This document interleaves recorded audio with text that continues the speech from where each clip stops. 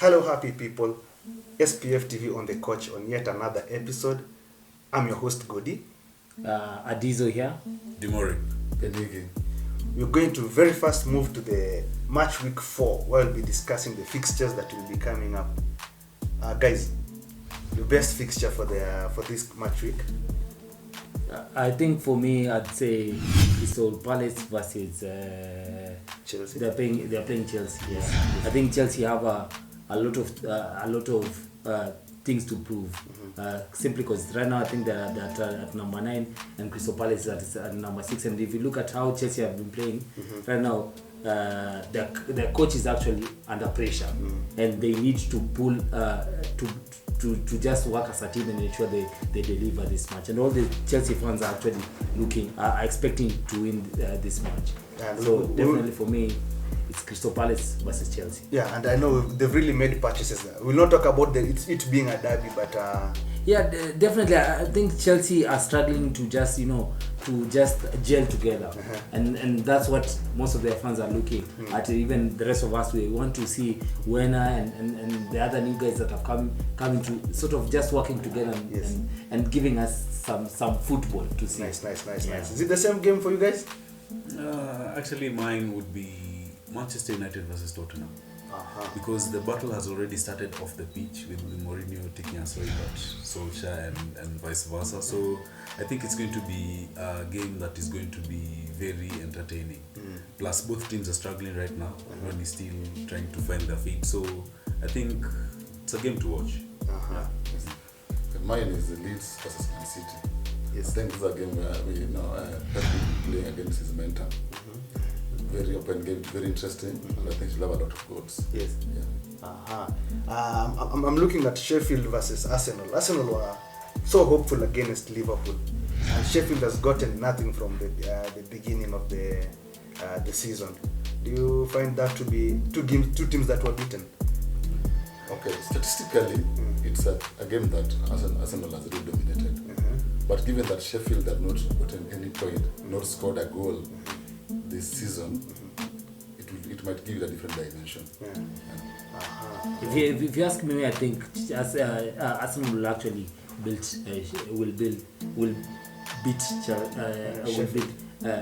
Sheffield, simply because there's so much pressure that I think Arsenal have to prove themselves. Now that they have to prove that they are a resilient team and they can come back after defeat. Looking at their past performance on how they've started the match, so they really need to come back and ensure that they're actually a better team under Arteta. I agree with that. So, Sheffield have not scored a goal. Yes. I remember at the beginning when I said that the better problem that Sheffield will have this season is that they will not be scoring goals, and they will address it.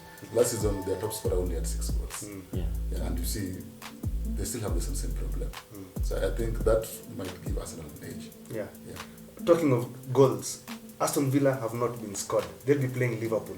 Thoughts on that game? That will be a really big test for the new acquisition in the goalkeeper. Yes. Yeah, because you're coming up against one of the best attacking sides in the league. So that will be the actual test for the new signing. Yes. And then actually, Liverpool is the best attacking team in the league at this point now. Yes, they've not scored. The best attacking team in the league now, I think, is Leicester. So but Liverpool is formidable. Although this game last season, Liverpool scored 2 goals at the last minute. So Liverpool have an edge, yes, but you can never rule out surprises such kind of matches. And if you look at the form that the new signing goalkeeper has, Martinez, you will realize Martinez he's played 2 matches, 2 clean sheets, and that's something that we cannot just throw it away like that. Exactly. So hopefully I personally expect to see a very good game where Martinez will actually might come through for them, considering he moved to Arsenal because he wanted first team game. Okay, that's a hint for you fantasy football players. Let's look at Wolves playing Fulham. Both teams were beaten, and I think there's some pressure building up for the Wolves coach, the Fulham coach. Sorry. Yes. Yeah. What do you think about the game, guys? I feel sorry for Fulham. They will lose this game. I don't think they'll be able to contain Adama, Jimenez. I don't think they'll be able to contain them. And then also you see the tweet from the owner. I think has really stabilized the money.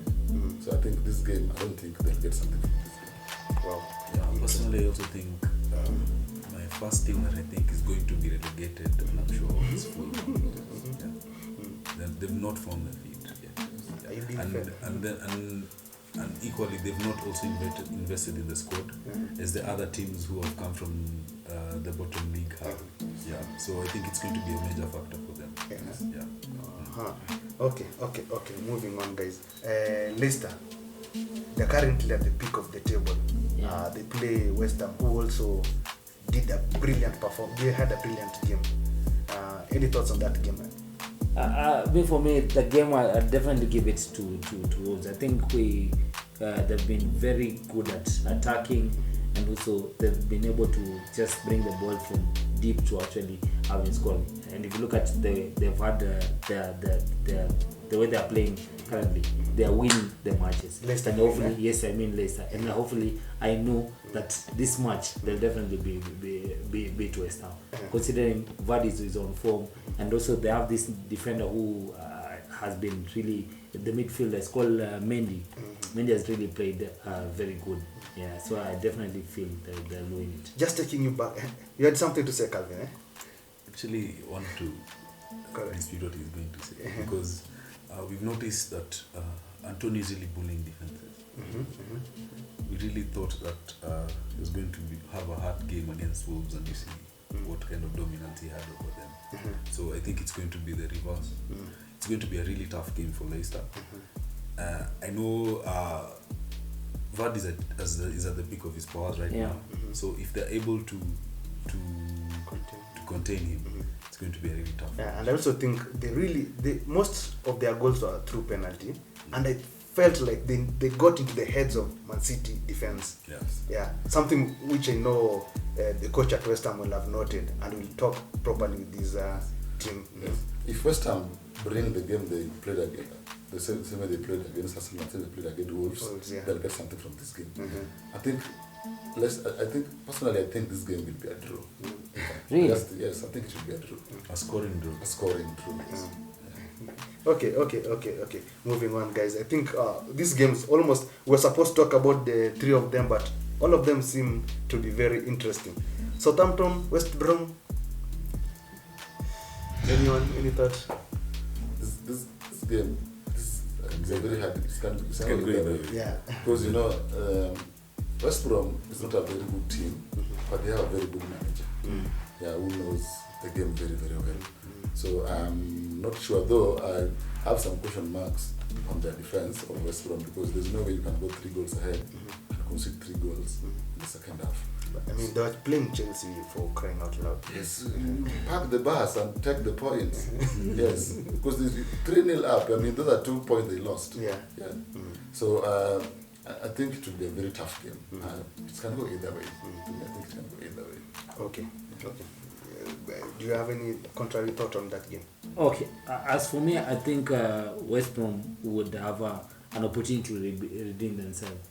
Simply because they had a head start against Chelsea, and they just let it slip from their hands. So I definitely feel that they will definitely have to just come through and just ensure they get a win. So I'm definitely another interesting thing about West Brom, they scored first against Everton. They scored first again against Chelsea. Yeah. So it's not by chance.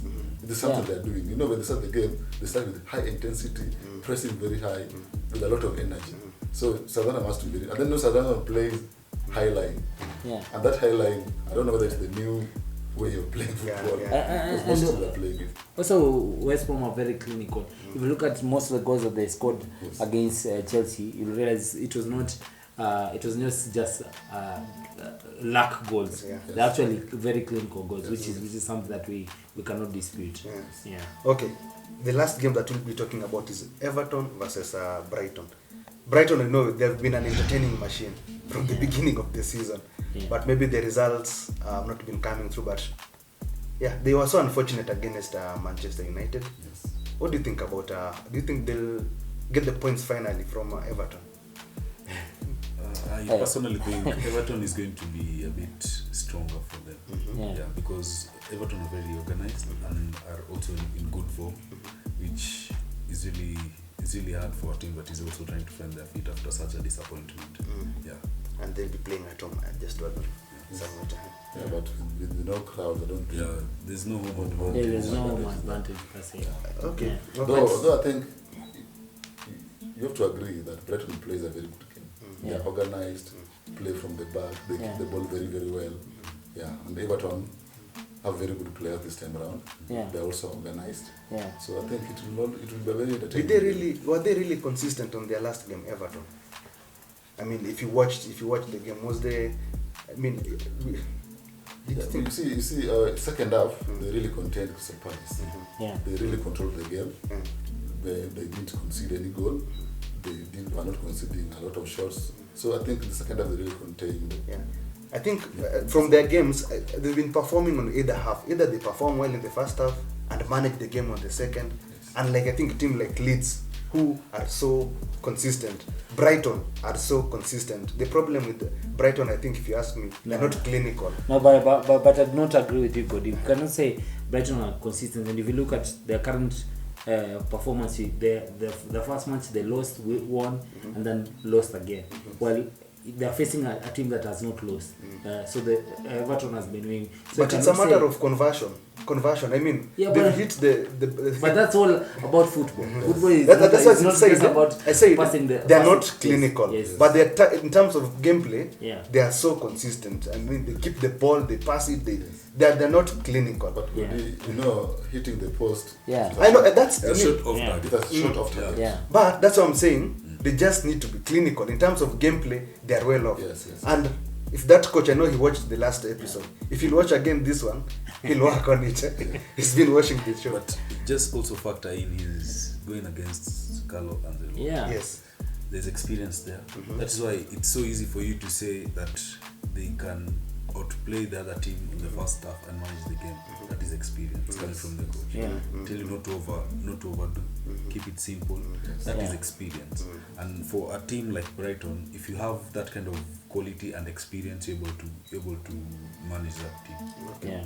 Okay. So as we come to the end of the show, guys, who are the players to watch for in this particular match week?